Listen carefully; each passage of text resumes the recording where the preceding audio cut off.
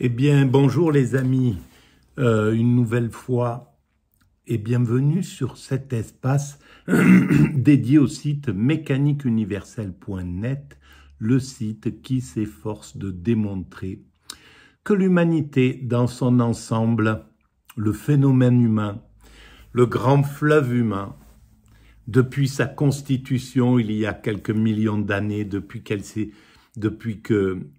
s'est séparé des autres primates pour devenir cette humanité particulière qui est incroyable quand même, qui pense, qui réfléchit, qui peut éclairer ce monde, qui peut expliquer ce monde. Bref, et qui évolue progressivement vers cet état de perfection dont je parle.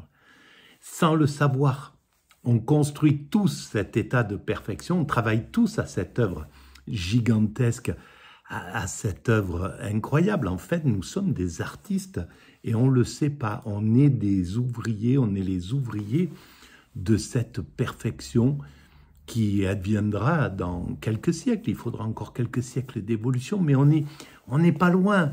C'est par rapport au moins à tout le chemin qu'on a fait déjà depuis des centaines de milliers d'années où on développe la culture, la technique, l'art, la pensée, la réflexion, etc. Alors évidemment, comme on évolue de façon inconsciente, on évolue à travers également l'antagonisme, la violence, la guerre, la compétition féroce, etc. Parce qu'on évolue inconsciemment, donc on avance comme ça avec nos pulsions, avec nos désirs, et on ne maîtrise pas tout ça.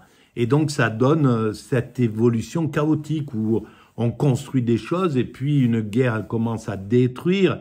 Enfin, c'est pathétique, mais c'est comme ça que l'humanité se construit encore aujourd'hui.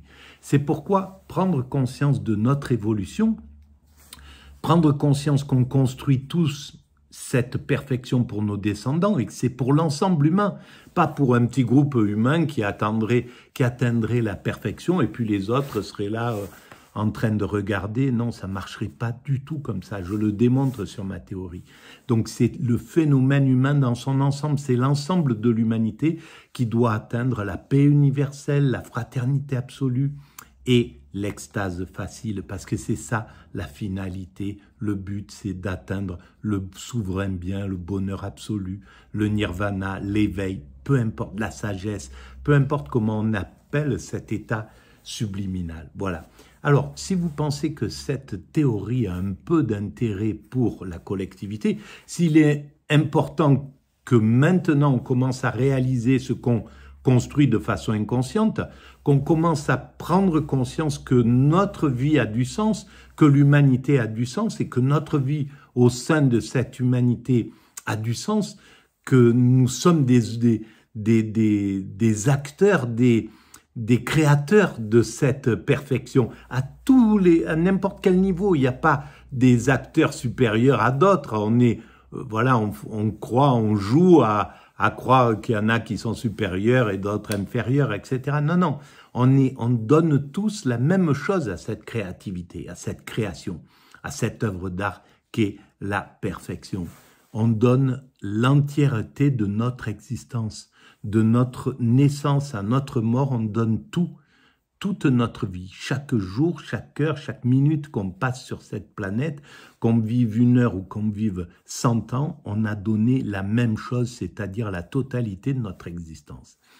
Par le bien, par le mal, par toutes les actions qu'on fait. Des fois, on fait des actions grandioses, belles, généreuses, fraternelles, etc.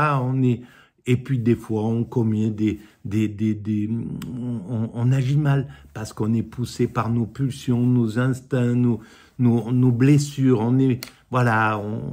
Nos souffrances vont faire qu'on se comporte mal.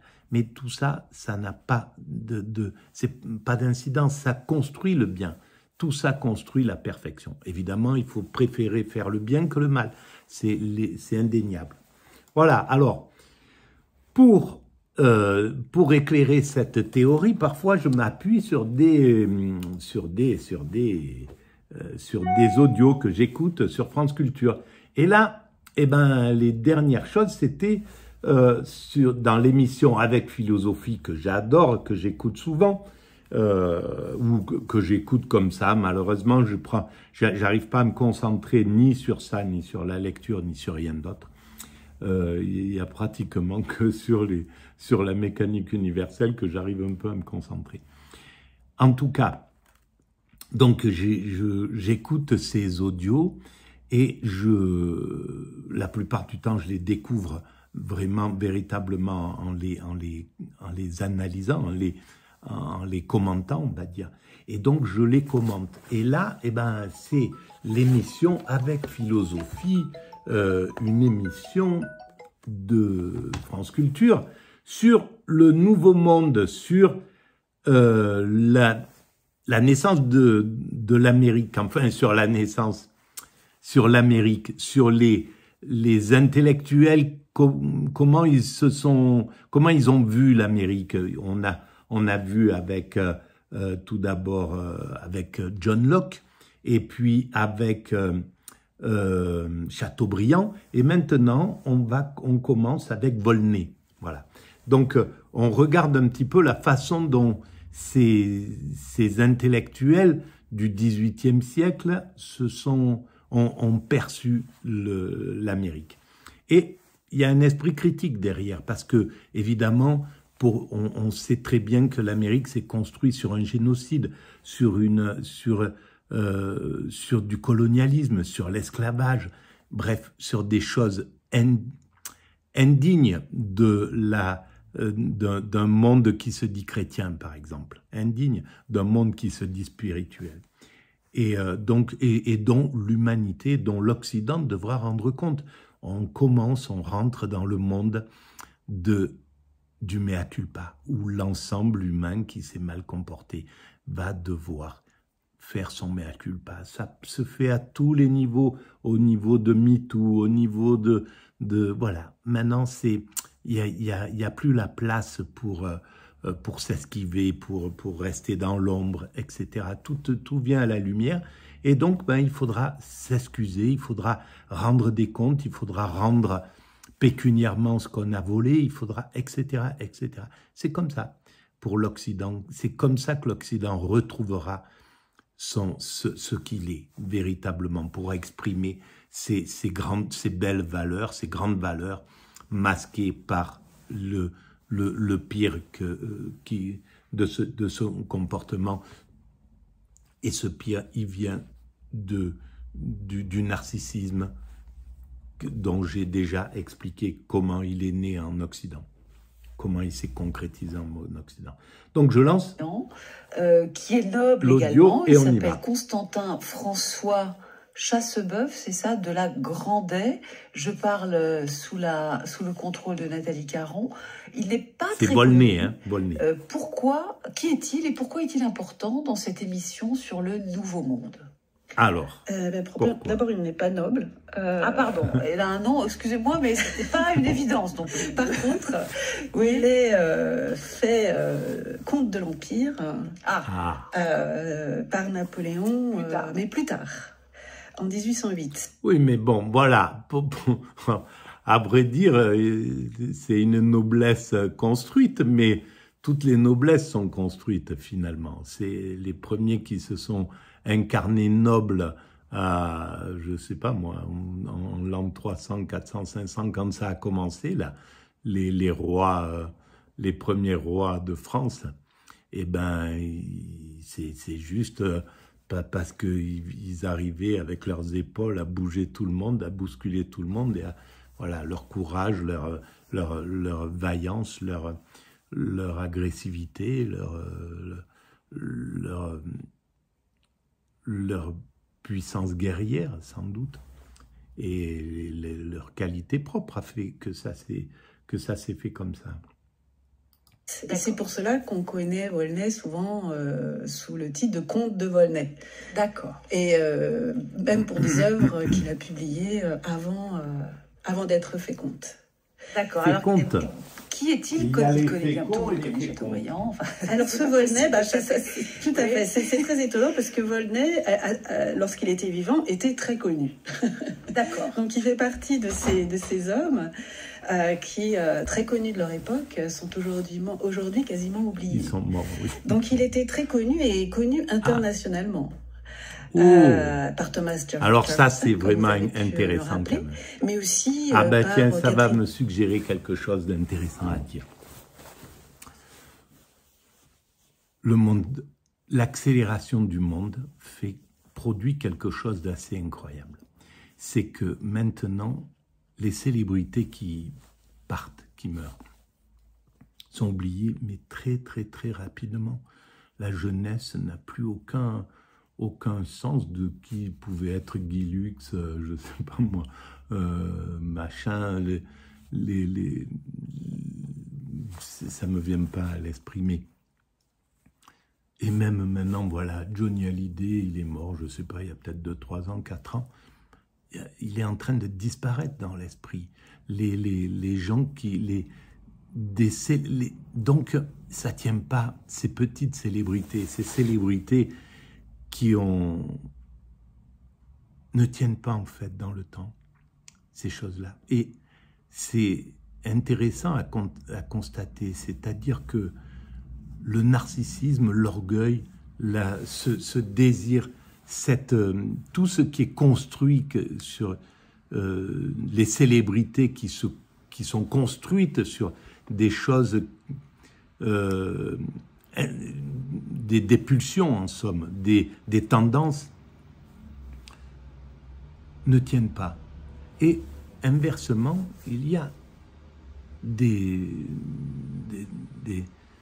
hommes comme Platon, par exemple, Socrate, qui a 2500 ans quasiment, il y a 2500 ans, ont écrit des choses, ont pensé pour l'humanité, pour la totalité de l'humanité, et qui aujourd'hui, là, à l'instant, si on arrête le temps, on regarde, il y a peut-être, je ne sais pas moi, 5, 6, 10 millions de jeunes, peut-être 50 millions, je n'ai pas d'idée, mais qui étudient, qui pensent, qui voient, qui lisent son travail, qui vivent avec l'image de Platon, de Socrate, qui est pas loin de leur esprit. Donc, il y a quelque chose, ce qui va tenir dans le temps, c'est ce qui va travailler pour l'humanité et pour le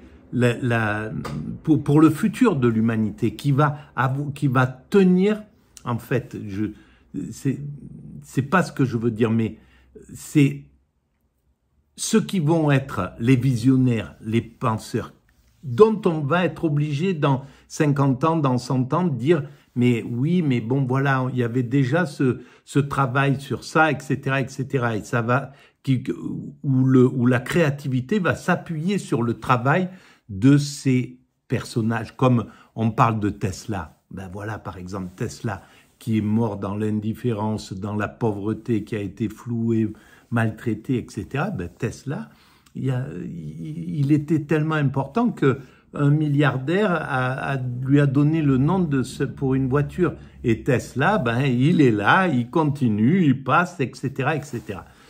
Donc, il y a quelque chose qui va perdurer dans les choses. Et ce qui perdure, c'est ce qui permet à l'évolution de se poursuivre.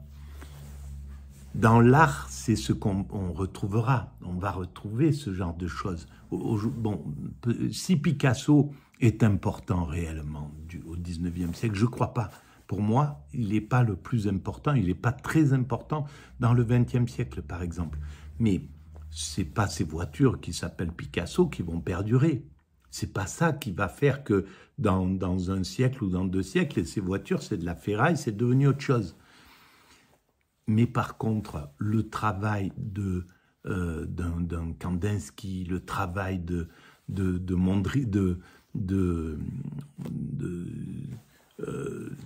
Duchamp, le travail peut-être de Beuys, le travail du premier qui a fait les monochromes, celui qui a amené. Là, y aura du travail sur lui, en fait, sur ces... Parce que c'était des futuristes, ils ont vu le truc. Picasso, c'est très intéressant techniquement, etc., mais il a tourné autour de la pulsion de l'homme, de